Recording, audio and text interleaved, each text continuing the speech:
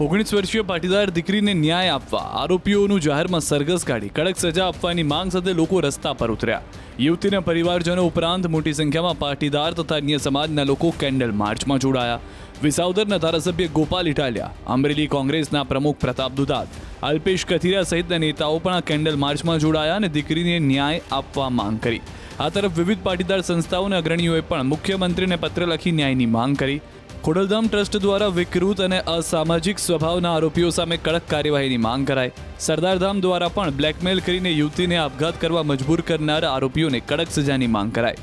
આ ઉપરાંત સમસ્ત પાટીદાર સમાજ કિરણ હોસ્પિટલ તરફથી પણ મુખ્યમંત્રીને પત્ર લખાયો છે। આ તરફ મૃતક યુવતીના પિતાએ પોલીસને વધુ એક અરજી આપી કે હજુ પણ કેટલાક લોકો સોશિયલ મીડિયામાં ખોટા સંદેશાઓ ફેલાવીને મારી દીકરી અને મારા પરિવારને બદનામ કરવાનો પ્રયાસ કરી રહ્યા છે, જેમના વિરુદ્ધ આકરા પગલાં લેવામાં આવે। પાટીદાર અગ્રણીઓ પણ ગુરુવારે ફરી પોલીસ કમિશનરને રજૂઆત કરવા માટે પહોંચ્યા હતા। ગોપાલ ઇટાલિયાએ આરોપ લગાવ્યો કે રાજ્યમાં લફંગાઓ દ્વારા માસૂમ દીકરીઓને ફસાવીને બ્લેકમેલ કરવાનું આખું રેકેટ ચાલે છે। સુરતમાં 19 વર્ષની દીકરીએ આત્મહત્યા કરી અને આત્મહત્યા કરવાની પાછળ અસામાજિક પીડિત કરી અને અસામાજિકે જે પીડિત કરી એને દીકરીના બાપા આ દીકરાના બાપાને ફરિયાદ કરે છે ત્યારે એ ધમકી આપે છે। એટલે કોઈ પણ ગુજરાતની દીકરી હારે આવો વ્યવહાર કરવાનો ગુજરાતનો કોઈ પણ અસામાજિક નેચરનો છોકરો હિંમત ન કરે।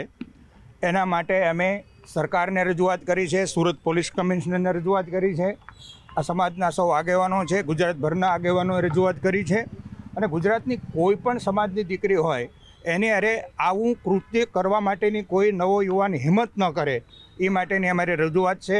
અમને પોલીસ કમિશનરે આમાં ખૂબ ન્યાયથી તપાસ અને કડકમાં કડક સજા થાય એ માટેની ખાતરી આપી છે। ગૃહમંત્રી હર્ષભાઈ સંઘવીએ પણ ખાતરી આપી છે, સરકારે પણ ખાતરી આપી છે। અમને પૂરો ભરોસો છે કે ગુજરાત પોલીસ કાયમ માટે આ દીકરીની બાબતમાં ખૂબ સિરિયસ હોય છે અને કડકાઈથી કામ લેશે અને આને ગંભીરમાં ગંભીર સજા મળશે।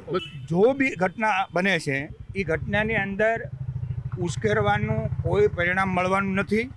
જે કોઈ ઘટના બને છે એમાં સખતમાં સખત ગુનેગારોને સજા મળે એ જ લક્ષ્ય હોવું જોઈએ। અમે પહેલાં જ સાહેબશ્રીને કીધું છે કે આમાં કોઈ પાટીદાર સમાજ કે રબારી સમાજ કોઈ સમાજની આ બધી જે વાતો ચાલે છે, અસામાજિક તત્વો છે જે 2-4 જણા 5 જણા આવા હોય જ છે કે જે પોતાનો રાજકીય રોટલો શેકવા માટે આ ટાઈપના કૃત્ય કરતા હોય છે। જે પોતાના રાજકીય રોટલો શેકવા માટે કરતા હોય છે એને મુબારક સમજુ માણસો છે, સમાજ બહુ મોટો એવા માટે બી લેવાશે, 100% લેવાશે। વિકૃત માનસિકતા ધરાવતા અસામાજિક તત્વો આપણી ભોળી નિર્દોષ માસૂમ દીકરીઓની પાછળ પડ્યા છે। કોણ બચાવશે આપણી દીકરીઓને?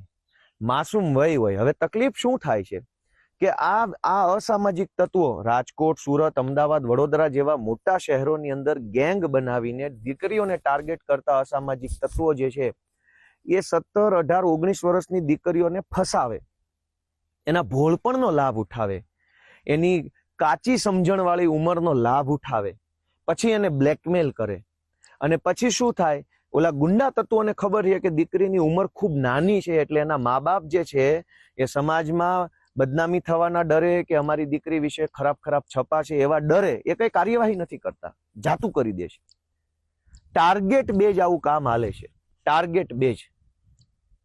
દોસ્તો, આપણી 18, 17, 19, 20 વર્ષની દીકરીઓની પાછળ લફંગાઓ ટ્યુશન ક્લાસમાં, કોલેજમાં, યુનિવર્સિટીઓમાં, કોમ્પ્લેક્સની અંદર, મલ્ટીપ્લેક્સમાં બધી જ જગ્યાએ ફરી રહ્યા છે અને આ બધા જ લફંગાઓને સ્થાનિક પોલીસ અને સ્થાનિક નેતાઓનું સંરક્ષણ છે। દીકરીને પ્રેમજાળમાં ફસાવી અને કોઈ પણ રીતે બ્લેકમેલ કરીને એટલી હદે બ્લેકમેલ કરી કે એક નિર્દોષ માસૂમ નાનકડી એવી દીકરી જે છે એ જિંદગીની સામે ટકી ન શકી, હારી ગઈ અને આજે આપણી આ વચ્ચે દુનિયામાં નથી। 16, 17, 18, 19, 20 વર્ષની કુમળી ઉંમર હોય, એની સમજણ કાચી હોય, શરીરમાં મનમાં નવા બદલાવો આવતા હોય એટલે એ પોતાની અંદર એક પરિપક્વતા ન હોય એ અત્યંત સ્વાભાવિક બાબત છે, એમાં કશું જ ખોટું નથી, એ કુદરતી બાબત છે। પરંતુ આવી કાચી ઉંમરનો, આવી કાચી સમજણનો ગેરલાભ લઈને અસામાજિક તત્વો, હલકી માનસિકતાના તત્વો શરૂઆતથી જ જિંદગી બરબાદ કરવાની કોશિશમાં લાગી જાય એ કેટલો દુઃખનો વિષય છે। મારી પાસે ભૂતકાળમાં પણ અનેક એવા વિષયો આવ્યા છે જેમાં કાચી ઉંમરની કુમળી વયની દીકરીઓને પ્રેમજાળમાં કે મિત્રતામાં કે બીજી ત્રીજી ઘટનાઓમાં ફસાવવામાં આવી હોય, પછી એનું બ્લેકમેલિંગ ચાલુ થાય, પછી એમાં બ્લેકમેલિંગ કરનારા અસામાજિક તત્વોના ભાઈબંધો ઇન્વોલ્વ થાય, એના કુટુંબના માણસો, એના બધું, પછી એક આખી જિંદગી બરબાદ થઈ જાય છે.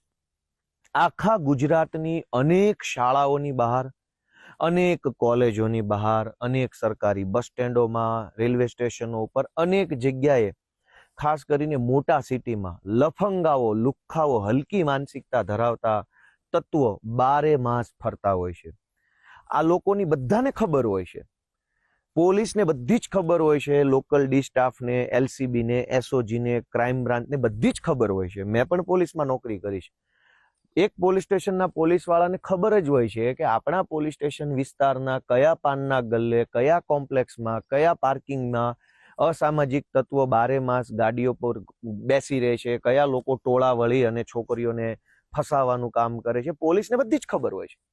સ્થાનિક રાજકારણીઓને બધી ખબર હોય છે. વોર્ડના હોદ્દેદારો હોય, કોઈ બીજા ત્રીજા મહત્વના હોદ્દેદારો, એને બધી ખબર હોય છે કે કઈ જગ્યાએ લુખ્ખાઓનું ટોળું બારે માસ બેસી રહે છે. ઘણી વખત દીકરીઓ ટ્યુશન ક્લાસમાં જતી હોય ત્યાં પાર્કિંગમાં બેસી રહે,